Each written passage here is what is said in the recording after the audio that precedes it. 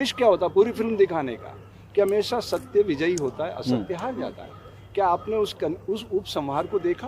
कोई भी फिल्म हो किसी भी तरीके से दिखाई जाए, मनोरंजन करते करते उनका एक लॉजिक तो होता है ना पीछे दिखाने का कि इसको लोग साधुओं को भी नहीं छोड़ रहे, इस बहाने को भी नहीं छोड़ रहे। तो नागरिक दायित्वों का प्रश्न है। मेरा ये कहना है, हमारा जो भारत है ये पितृ सत्तात्मक देश है। यहाँ स्त्री को भोगने की वस्तु माना गया युगों युगों से। आज भी वही दृश्य है। आप एक बार बताइए, कल मैं एक कार्यक्रम में था, बड़े बड़े धर्माचार्य आए हुए थे, उसमें 10 धर्माचार्य बोल रहे, एक महिला बोल रही है। तो हम महिलाओं को जब तक बराबरी का अधिकार नहीं देंगे तब तक ये समस्याएं बनी रहेगी। बॉम्बे में योगी आदित्यनाथ पहुंचे थे, मुंबई, वहां पर तमाम फिल्म एक्टर्स मौजूद थे। जेकी श्रॉफ और सुनील शेट्टी ने कहा कि योगी जी को, कि मोदी जी को कहिए कि जो हैशटैग ट्रेंडिंग का मुद्दा चल रहा है ना, बाइकॉट बॉलीवुड, ये ना हो। इसको कैसे देख रहे हैं? मोदी जी को बोलेंगे योगी? देखिए, मैं योगी जी और मोदी जी की बात नहीं करता, मैं रियल लाइफ और रियल लाइफ की बात करता हूँ। तो क्या रील में और रियल में योगी मोदी नहीं है? वो कैसे है? वो तो वो पॉलिटिशियन है। रील जो है इंटरटेनमेंट के लिए होता है, मनोरंजन का साधन है वो। अब मनोरंजन का साधन आपके जीवन को पूरी फिल्म के अंदर उसका उद्देश्य क्या होता है पूरी फिल्म दिखाने का कि हमेशा सत्य विजयी होता है, असत्य हार जाता है। क्या आपने उस उपसंहार को देखा? कोई भी फिल्म हो किसी भी तरीके से दिखाई जाए, मनोरंजन करते करते उनका एक लॉजिक तो होता है ना पीछे दिखाने का कि उसका उद्देश्य क्या फिल्म का। अंत में क्या होता है उस फिल्म के अंदर कि वो जो विलेन होता है वो पराजित हो जाता है विलेन के हाथों। मनोरंजन के जरिए वो लोग माध्यम जो भी बनाए उनका उद्देश्य क्या है? जैसे हम साधु बने, हमारा उद्देश्य अंततः क्या है? समाज की बेहतरी। समाज अच्छा कैसे बनेगा? जब स्त्री पुरुष को बराबर का अधिकार मिलेगा। इतिहास में ऐसा कभी नहीं हुआ था कि एक्टर्स ये सिफारिश कर रहे हैं कि प्राइम मिनिस्टर से ये बात कहिए। तो क्या उस रियल लाइफ का पार्ट नहीं है नरेंद्र मोदी जी, योगी आदित्यनाथ? मैं क्या बोल रहा हूँ, अभी जो है राजनीति हाशिए पे चली गई। अभी भारत जो नाग कंपनी उसको ये कर रही है रन, नरेंद्र अमित गौतम अडानी कंपनी, ये सारा पैसे का खेल चल रहा है। इसमें राजनीति कई हाशिए पे चली गई। मैं आप लोगों के माध्यम से बताना चाहता हूँ कि राजनीति एक्चुअल जो करता है इस प्रकृति की दिव्यता में, वो वायु देवता है जो दिखाई नहीं देता, सबको साथ लेके चलता है। इस पे हम फोकस ही नहीं कर रहे। अच्छा, आपने भी भगवा पहना हुआ है, बॉयकॉट पठान के मुद्दे पर क्या कहना चाहेंगे? देखो बेटा, रंगों की भाषा डॉक्टर सीवी रमन ने दी थी 1930 में, हम उसको समझ ही नहीं पाए। जल सफेद, पृथ्वी पीला, आकाश नीला, वायु धूम्रमेघ, अग्नि लाल। और ये जो सैफरॉन कलर है ये तो सूर्य भगवान का कलर है। जब वो प्रकट होते हैं और जब अस्त होते हैं वो हमें ये संदेश देते हैं, जन्म और मृत्यु के बीच कुछ समय है तुम्हारे पास, इस प्रकृति की बगिया को गुलजार करो। भारत की भूमि पर आए हो, ये ऋषियों की तपस्वियों की भूमि है।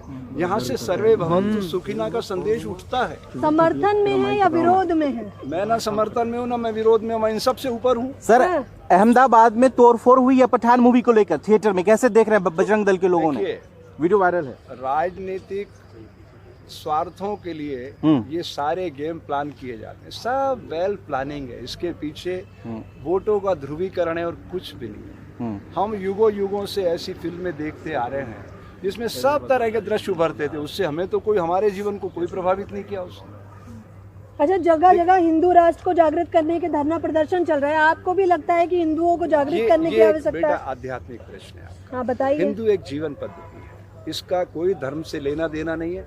और ये जो हिंदू, मुस्लिम, सिख, ईसाई, जैन, बौद्ध, यहूदी, पारसी, ये सब पंथ है। आप स्वामी, और सभी धर्म खतरे में है। लेकिन एक स्वामी ये कहता है कि थिएटर को जला देंगे अगर इस तरह की फिल्में अगर लगी तो दोनों स्वामी में क्या फर्क है? तो देश जो है बेटा, ये मंदिर, मस्जिद, गिरजा, गुरुद्वारों से नहीं चलता है ना, भारतीय संविधान से चलता है। और भारतीय संविधान की प्रस्तावना क्या है? हम भारत के लोग भारत को एक संपूर्ण प्रभुत्व संपन्न लोकतंत्रात्मक गणराज्य बनाएंगे। लोकतंत्र का मतलब क्या है? जनता का, जनता से, जनता के लिए। जनता तो बेचारी नदारद हो गई, 80 करोड़ लोग झोला लेके घूम रहे हैं सड़कों पे, भीख मांगने की स्थिति में देश पहुंच रहा है, हंगर इंडेक्स में हम ऊपर उठ रहे हैं। तो राजनीति कहाँ है? राजनीति की आजादी की बात करते हैं ना वही लोग जो विरोध कर रहे हैं। नहीं, कोई भी विरोध कर रहा है, कोई भी समर्थन कर रहा है, उसके पीछे उनकी व्यू रचना क्या है वो भी तो देखा जाना। भावनाएं आहत हो रही हैं। ये भावनाएं क्या होती है? भावनाओं से देश चलेगा क्या? देश तो संविधान से चलेगा। अब भावनाएं भड़काने के पीछे इनका शुद्ध राजनीतिक स्वार्थ होता है, वोटों की राजनीति को। और जब तक वोटों की राजनीति चलेगी तब तक भारत एकता के सूत्र में नहीं बन सकता। ये जातियों का अजायब घर है।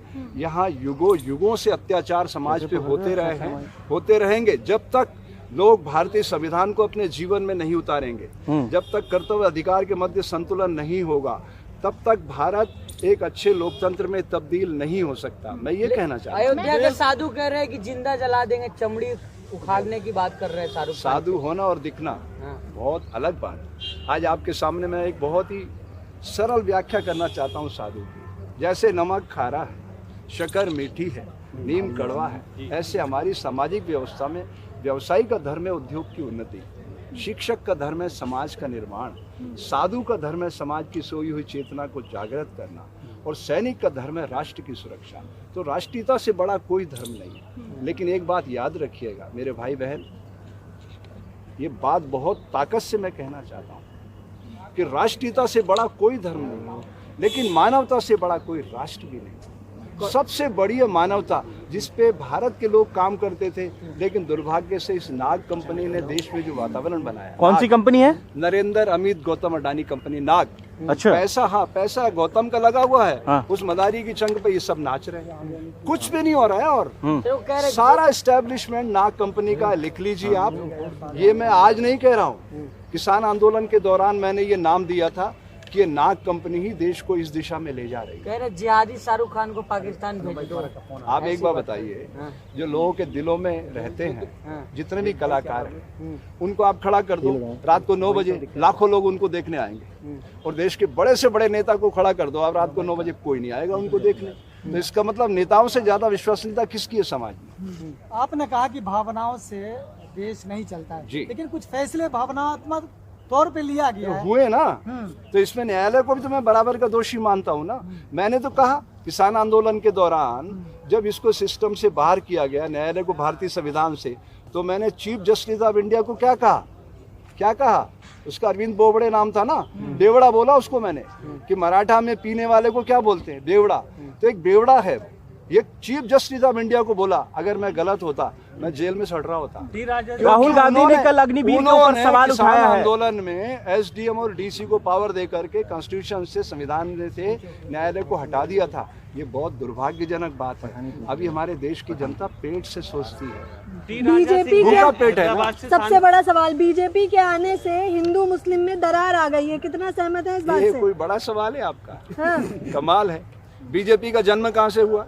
क्योंकि बीजेपी तो सबका साथ सबका विकास का नारा लेकर चल रही है। कह रहे हो ना? नहीं, नहीं जनता नहीं कह वो रही। जो नैरेटिव सेट किए जाते हैं उसके पीछे आईटी सेल कंपनी काम करती है। उनकी 12,000 लोग एक साथ बैठे हैं और वो रोज नए नए आइडियाज लाते हैं कि अब देश को नए तरीके से कैसे मूर्ख बनाना है। आप समझिए, मैं आप सोशल मीडिया के भाग्य को बधाई देना चाहता हूँ। नेशनल मेन स्ट्रीम मीडिया उनके तलवे चाट रही है, और आप लोग अगर ईमानदारी से अच्छे कंटेंट समाज के सामने रखोगे, यकीन जानिए आप बहुत बड़े हो जाओगे और वो अपने आप सिस्टम से बाहर हो जाएगी। उनका टीआरपी जाएगा, वो सब खत्म हो जाएगा। राजा सिंह विधायक नरोत्तम मिश्रा जी से कह रहे हैं शाहरुख खान को सबक सिखाएंगे। हाँ। ये फिल्म हिट नहीं होगी किसी भी हाल में, कुछ भी कर लें वो। ये सब क्या नेता तय करेंगे? ये सारे जितने बयान आप देश की पृष्ठभूमि में देख रहे हैं, मैं एक ही बात कहना चाहता हूँ, ये सब देश को कमजोर करने की साजिश कर रहे हैं। भारत दुनिया के लिए एक लोकतांत्रिक प्रयोगशाला है। अगर बात को गहराई से समझिएगा, ये लोकतांत्रिक प्रयोगशाला है। 299 महापुरुषों ने मिलकर दुनिया के श्रेष्ठ विचारों को इकट्ठा किया, भारतीय संविधान में लिपिबद्ध किया। और अगर ये प्रयोगशाला सफल हो जाती है तो ये भी लिख लीजिए, धरती पर आने वाला हर नवजात शिशु विवेकानंद से कम नहीं होगा, जो सारी दुनिया को खुशहाल। सर वो कह रहे जिहादियों को चने बिचवाएंगे शाहरुख खान से। फिर आप बारी बार एक ही प्रश्न कर रहे हो। शाहरुख भाई हो, सलमान भाई हो, अक्षय कुमार जी हो, या ऋतिक रोशन हो, ये सब आर्टिस्ट है बेचारे, रियल लाइफ के लोग हैं। इनको आप पैसा दे के कहीं भी नचवा गवा लो, उनका बिजनेस है। अब ये बाबा का ढाबा है, आप जाओ खाना खाने, वो आपसे पूछेगा कौन हो आप? तो वो बेचारे रियल लाइफ के लोग, उसका जो प्रोडक्शन हाउस है, जो मैनेजर है, पैसा लगाने वाले जो काम कर रहे हैं, वो उनको नचवाते हैं अपने हिसाब से स्क्रिप्ट लिखवा करके। वो कोई अपने मन की बात बोल रहे हैं कि वो एक्टिंग करते हैं कैमरे के सामने, जैसे हमारे नरेंद्र भाई करते हैं। नरेंद्र भाई भी बहुत अच्छे एक्टर हैं। इनको परेश रावल ने ट्रेनिंग दी है कि 2 हाथ इतने ऊपर करने से क्या प्रभाव पड़ता है, इतने ऊपर रखने से क्या प्रभाव पड़ता है, इतना मुंह खोलने से क्या प्रभाव पड़ता है, जनता को कैसे बेवकूफ बनाना चाहिए। ये सारी ट्रेनिंग का पार्ट है। कैमरा ही वो ताकत है। देखो मैं अभी जंतर मंतर पे खड़ा हूँ, अभी जंतर मंतर पे खड़ा हूँ, मान लो यहाँ पे 10-20 लोग हैं आप सोशल मीडिया के, राइट, लेकिन आपकी ताकत कितनी बड़ी है। अभी यहीं से जैसे आपने ये वीडियो जारी किया, इसकी तादाद